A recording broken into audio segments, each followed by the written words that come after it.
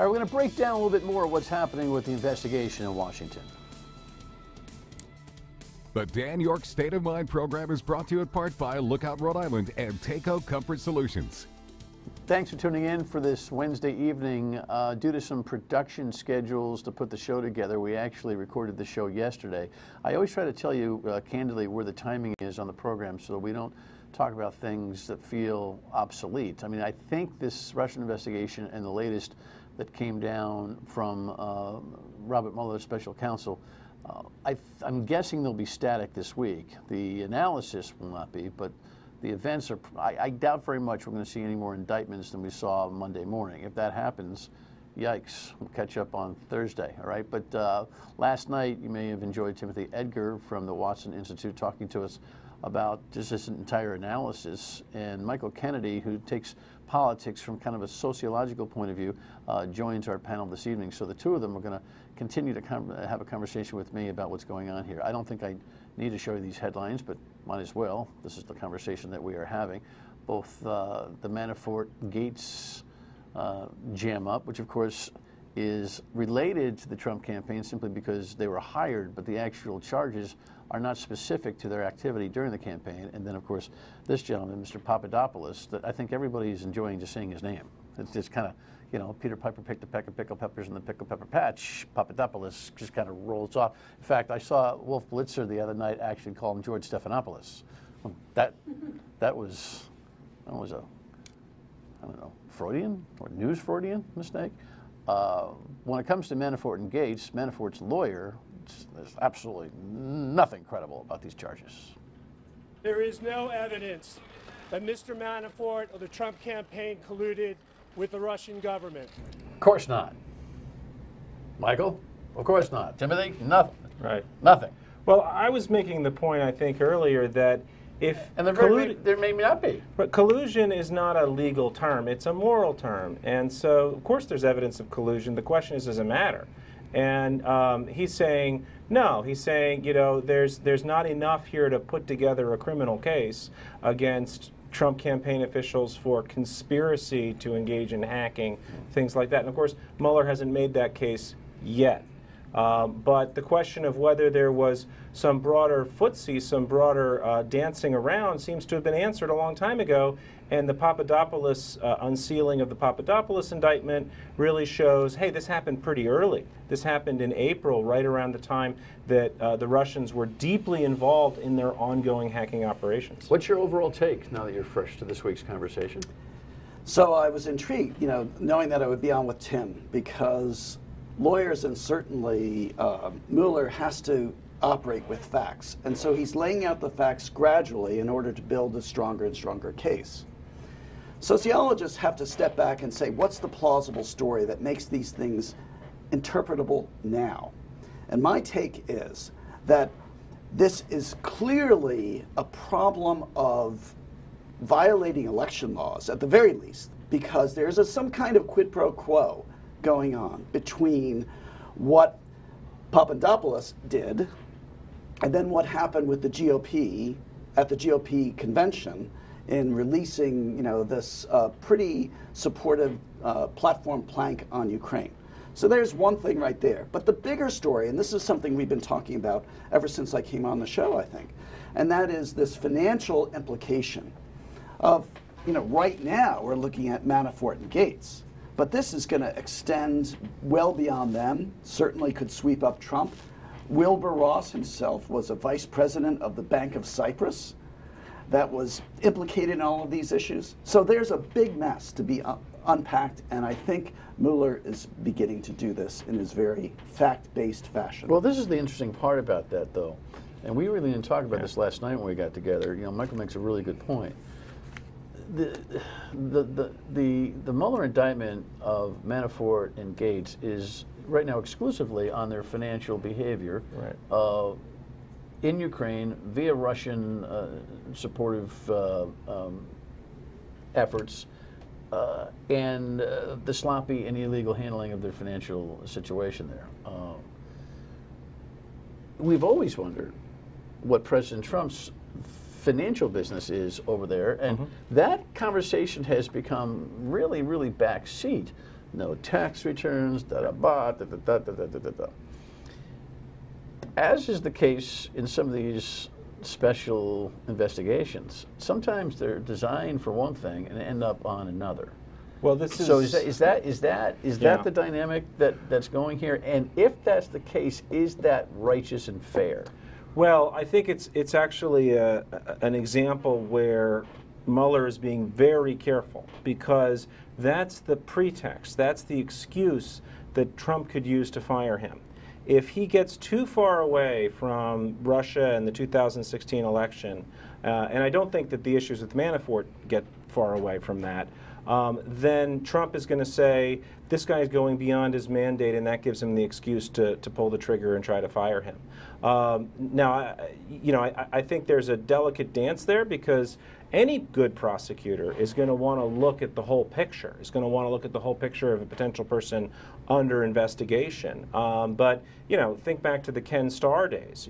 That clearly went much too far. And the American people, were on Bill Clinton's side, because they looked at Ken Starr and they said, hey, you were supposed to be investigating Whitewater. What are you talking about, this sexual, conduct in the Oval Office for? That has nothing to do with Whitewater. So I think that, that's an example where Mueller needs to show that he's, pursuing his case in a careful and way. One thought I had about the framing issue that Michael brought up is, of course, that's very different for different groups of people, right? I mean, people who are Trump supporters don't see it in that frame. They don't see it in the frame of, these are all connected to a larger crisis of democracy. Very much the opposite. They see this as, a ganging up on Trump. Mm. So this is a really good point, and I think the resignation of one of the Podesta brothers, which one was this? Tony Podesta. Tony Podesta. His resignation today, because of the implication of the Podesta brothers' consultancy with Manafort et al., is actually a good illustration of something Trump supporters elected him for, and that is to drain the swamp. Right. And this mutual implication suggests that there is a swamp to be drained. But here's the irony. We're only getting to it because of the investigation of Trump's campaign for collusion with Russia. So here, ironically, again, we have you're absolutely correct, we have a mini saga of coming off the reservation a little bit, because the very Manafort consultancy tied up to the Podestas is not about the Russian collusion. Right. It's exclusively about their financial relationships and the behavior that they were engaged in, and that becomes bipartisan in a sense, because these guys are Democrats. It should be bipartisan, and here's the problem, though, is that all of the By the way, Trump loves that part. We talked about it yesterday. Yeah. I want you to finish it up. But he extracts from all this witch hunt and fake news that which he can still suggest is legitimate. And so this part he likes. Yeah. Because it was a Democrat that got jammed up. And so this is an illustration of a point that I've made previously on your program. Trump is great in the fight. He's terrible on governance. Because if he were really a leader of the whole country, and this is where I would say to his supporters, listen to this. If he were a leader of the whole country, he would want to get to the bottom of this, and not just to a side game that's happening. Because unless we get to the bottom of this, this is a crisis for democracy.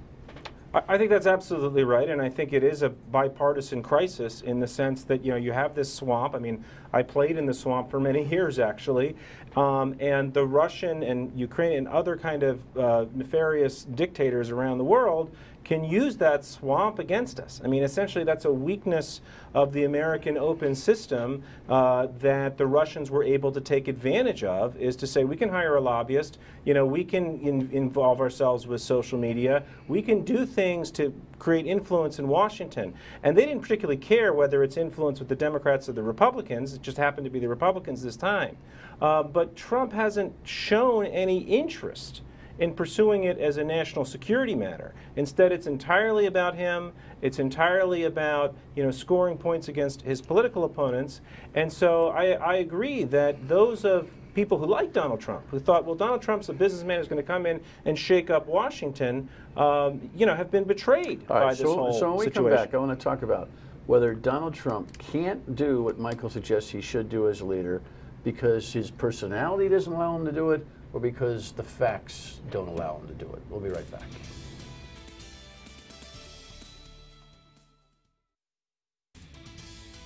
I am confident that there is no possibility that Mr. Mueller will be fired. First of all, it's important to recognize that unlike the FBI director, the president does not have the direct authority to fire Mr. Mueller. That authority is vested in the Deputy Attorney General, Mr. Rosenstein. And under the Justice Department guidelines, the special counsel can only be fired for good cause. So if the president, in the very unlikely scenario, were to order the Deputy Attorney General, he is already on record in an exchange I had with him in a hearing in saying that he would not follow that order unless there were good cause. And I don't think anyone believes there would be good cause to fire. All right, so that's a rather lengthy explanation from the senator from Maine, but it does give you a little bit of the argument of space that exists between the president and Robert Mueller. You know, the Saturday Night Massacre type of environment is going to be a little bit harder for Donald Trump to pull off. Yet, who knows what who knows what comes down. You have I broke with this question. You talked about his magnanimity that you would like to see, for the country, and I wonder whether it's just this often analyzed personality trait / malfunction, or whether the facts just don't allow him to look at the broader picture. What's your concept there? Those are really two meaningful hypotheses. They could go together. The first one, about whether his personality doesn't allow, I was recently talking to a Russian friend, and I was asking her to help me understand how to say ham. Were you colluding? Yes. Yes. And I was asking her to help me think about how to say ham in Russian, and she said, "Poop zemli," which literally means the belly button of the earth. If Trump could get over being that poop... That's what they call ham? Well, that's a loose translation. If Trump could somehow get over being this poop of the earth, this belly button of the earth, then he might actually be able to lead the country. But I'm afraid that it's not just a personality quirk that prevents him from moving. It's actually that he is afraid of what's going to happen economically, because Jared Kushner, Donald Jr., his family could be taken down in an investigation not just of collusion with Russia, but with financial crimes already that we have seen Manafort and Gates commit. And the irony is that the easiest way for Trump to prevent, to safeguard himself is to show some interest in the actual Russian investigation instead of treating it like the partisan football he's been treating it. I don't know how he makes that pivot. I've frankly... I don't know how he wakes up in the morning and says, you know what, I've thought bigger of this. There's a bigger picture responsibility that I have here now. I think he's temperamentally incapable of doing that. I think that he can't learn from history. This was what took down Richard Nixon, right? Is that there were shenanigans going on in his campaign, and he just couldn't get outside the frame of this is us and this is them. He couldn't see that if I step back from this, I might survive it. I might, if I do the right thing. Instead, he had to cover up. So, I think we're seeing many of the same traits with Donald Trump. But are we seeing any cover-up? Other than his reported writing of the narrative that described Donald Jr.'s activity at the meeting at Trump Tower, which he reportedly did on the campaign plane when the heat was coming on, and kind of directed everybody on what to say publicly. I'm not sure that is a crime, but it is a cover-up type of behavior. Other than that, I don't know what we could point to on the record that would suggest he's doing that. Let's not go to crime yet, because really this is beyond a question of criminal law. This is about his place in human history. He's already, at risk of having any decent reputation. But if I were his advisor... Other than the 35% out there... He's going to lose them too. He's going to lose them too, because these decent folks who support him, the decent folks who support him, are opposed to corruption. They're opposed to the swamp. They're opposed to the use of political power for personal privilege. And what's going to come out in this is that he is among the greatest abusers of this. So if I were advising him, I would slip him a copy of Profiles in Courage and give him a chance to say, do you want to go down in history as the worst president ever, or do you want to defy every Democrat and every critic to show that you're putting country first? That's the last chance he gets from me. You know, as a sociologist, you're doing a smart thing. You're complimenting the Trump supporters out there, and there are many who hate seeing this conversation and don't like seeing you on TV. You know, because how can they dislike seeing me? It's so incredible. I mean, I will tell you to find the expertise, and I say that in quotes, that actually can legitimize everything that Donald Trump has done, which you can find in the talking head crew in a minority, you know, on the CNNs and the Foxes of the world and that kind of thing. It's a hard reach. It's a hard reach to find them. But my point is I don't know when and if the public that you say will finally recognize that they wanted the swamp drained and he's a swamper. I don't know they'll ever admit that. There's kind of an association of we'll all go down together type of thing that feels really raw and real to me. Do you agree? I think that's right, and I think that they see him as a victim in much the same way that people who have supported other, you know, less powerful but equally corrupt leaders like, you know, Buddy Cianci or like, you know, Marion Barry. He had these fierce supporters, and whenever some accusation comes out, you know, the instinct is always to fight that accusation and say, this justifies my support of this person. Because, you know, look at who's attacking him. Look who's, you know, I'm against those people. So I think that, you know, one question that I have, I've made this comparison to Nixon before in some of my writings, but, you know, is the result going to be the same? Because the political pressures on the Republican Party and on elected Republicans, we saw Jeff Flake last night, are such that there's very little reason politically for any Republican to break with Donald Trump. And no matter what the legal arguments are, or the constitutional theories are, if you don't have, you know, a majority in the House and 2/3 in the Senate, he stays in office no matter what he does. And I want to give Michael's reaction to that, because his predicting that support that has Republicans paralyzed will wane, will free everybody up, but I don't know how that's going to happen. Maybe Mike does. We'll talk about it next.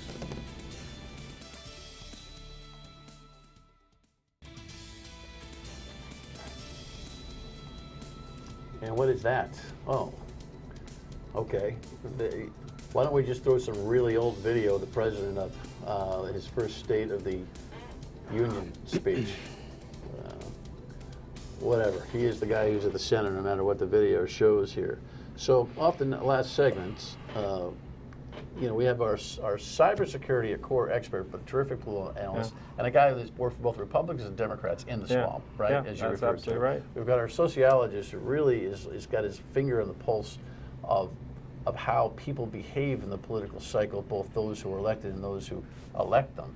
So you made a really interesting prediction that good people who support Donald Trump will see what's going on here. Well, without that, those Republicans are running chicken scared. That's right. And you actually have to get off the boat in order to be able to say what you want to say. Corker, I'm not running, gets off. Flake, mic drop, I'm not running, gets off. Those who are running don't get off. So, how does irresistible force, immovable object? Let's think about a four-step dance here. The first step is to recognize where you don't go. I'm not going to ever say that Bannon's going to abandon Trump. I'm not going to ever say that there is a hardcore that's going to say, oh, excuse me, I was wrong.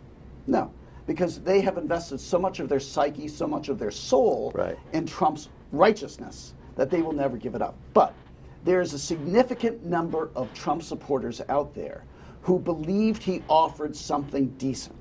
And I want to talk to them and say, watch what happens next. Watch for the implication of Trump himself and his family in corruption, and then judge where you want to be. And I have faith in them. I have faith in the American people like that. Third, when that happens, the Republicans who are now standing with Trump because he's advancing their legislative agenda are going to have to abandon him, because the Republican Party is going to be splitting in half before 2018 happens, because you're going to have these extreme GOP types running, damning the rest of the party from maybe even keeping control of the House. Already the Senate, already the majority leader is fighting back. That's right. And when I see a comment like that from Susan Collins, you see her as one of those principled leaders of the party who's trying to figure out a way that the GOP can be saved. And what's solved. And That's the fourth. Susan Collins et al. John McCain et al. There are so many Republicans now who are not just disagreeing with the antics of Trump, but they are disagreeing with his illegality, if this is what it turns out to be. His abuse of power. And they are setting themselves up to be the righteous in the Republican Party. On what time frame? Well, I think that a lot of that has to do with what happens with everything else. We talked about tax cuts last night. We talked about the surveillance expiration at the end of the year, which is very important to the intelligence community. There are very critical governing issues, and they're being damaged by some of the antics of the Trump administration and the continuing chaos. And they thought, I think, that General Kelly was going to bring in some order, and instead General Kelly seems to be being sucked into that, which is, you know, a story we've seen before. You know, we bring in somebody to stabilize the ship, but instead they go down with the ship. So I think there's an inside-outside game here, and what Michael's talking about maybe is the outside game of Trump supporters in the country, perhaps seeing the light. But there's also an inside game of, you know, are we accomplishing anything in government? And if we aren't, it's not serving anybody's interest for Trump to continue to be. So do we get this tax reform in the middle of this mess? And if we do, is it viable? It almost feels it's like you throw it against the wall, hope it sticks type of stuff. I mean, I'm looking at a cap on 401ks at $2,400. Are you kidding me? I mean, in terms of the tax deductibility. I mean, the stuff that's in it, it doesn't seem like it makes any sense to, you know, middle-class America anyway. So I'm confused about the whole thing. We only have 30 seconds for both. Just one point here, which is that policy is complicated, whether it's privacy, whether it's taxes, whether it's health care. And when you're not engaged on it, then you're going to make these dumb mistakes. I mean, you know, no Republican... Meaning the Republican Senate. No Republican can go out there and support tax cuts for the wealthy that actually raises taxes on people because of getting rid of deduction. That's just obvious. But, you know, if they're not focused on it, they can't... fix it. Final thought. Trump is once again demonstrating that he does not know how to govern, and he's going to be stoking a fight, and that's where we should be afraid most. Be not afraid. Final word when we come back.